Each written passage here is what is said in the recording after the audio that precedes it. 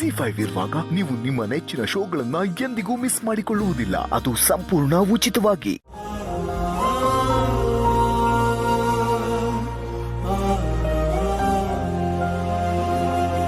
ಸದ್ಯ ವರನ್ ಹತ್ರ ನೇರವಾಗಿ ಮಾತಾಡಿದಕ್ಕೆ ಎಲ್ಲ ಸರಿ ಹೋಯ್ತು. ಇಲ್ಲಾಂದ್ರೆ ನನ್ನ ಭಯ, ಅವಳ ಆತಂಕ ಇನ್ನೂ ಜಾಸ್ತಿ ಆಗ್ತಿತ್ತು ಹೊರತು ಅದಕ್ಕೆ ಪರಿಹಾರ ಅಂತೂ ಸಿಗ್ತಾ ಇರಲಿಲ್ಲ. ಇದ್ರ ಬಗ್ಗೆ ನೀನ್ ನನ್ನ ಜೊತೆ ಮಾತಾಡೋದು ತಪ್ಪು. ನಿನಗೆ ಏನ್ ಅನಿಸ್ತಿದ್ಯೋ ನೀನ್ ನೇರವಾಗಿ ಹೋಗಿ ಅವಳ ಹತ್ರನೇ ಕೇಳು, ಅವಳ ಹತ್ರನೇ ಮಾತಾಡು. ಇಷ್ಟೆಲ್ಲ ಶ್ರಾವಣಿ ಮೇಡಮ್ ವರನ್ ಜೊತೆ ಮಾತಾಡೋದಿದ್ದಕ್ಕಾಯ್ತು. Thanks madam.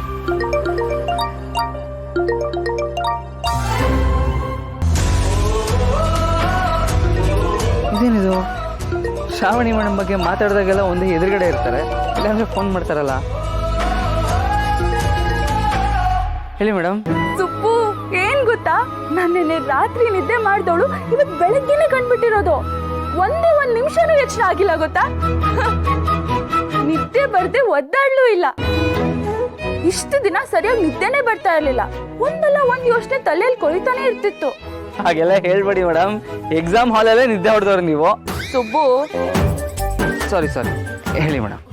ಪ್ರತಿದಿನ ಪ್ರತಿ ಕ್ಷಣ ಅಪ್ಪನ ಬಗ್ಗೆ ಕನ್ಸ್ ಕಾಣ್ತಿದ್ದ ಕಣ್ಗಳಿಗೆ ನಿದ್ದೆನೆ ಬರ್ತಿರ್ಲಿಲ್ಲ ಸುಬ್ಬು.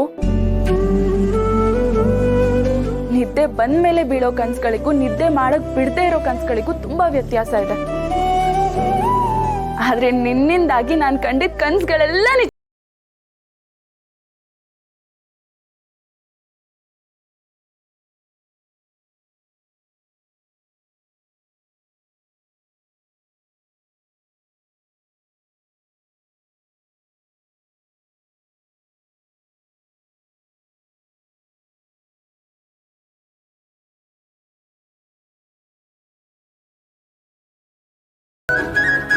ಬೋನಸ್ ವಿಷಯದಲ್ಲಿ ನಿಮ್ಮ ಮಾತಿನ ಒಪ್ಕೊಂಡು ನಿಮಗೆ ಥ್ಯಾಂಕ್ಸ್ ಹೇಳಿದ್ರು.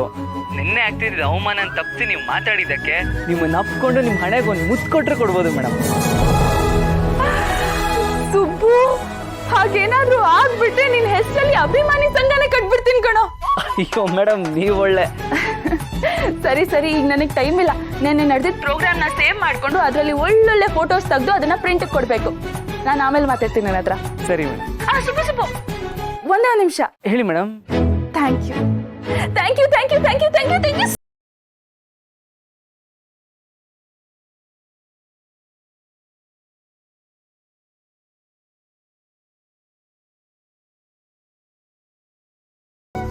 ZEE5 ಆಪ್ ಡೌನ್ಲೋಡ್ ಮಾಡಿ ಎಲ್ಲಾ ಸಂಚಿಕೆಗಳನ್ನು ಸಂಪೂರ್ಣ ಉಚಿತವಾಗಿ ನೋಡಿ.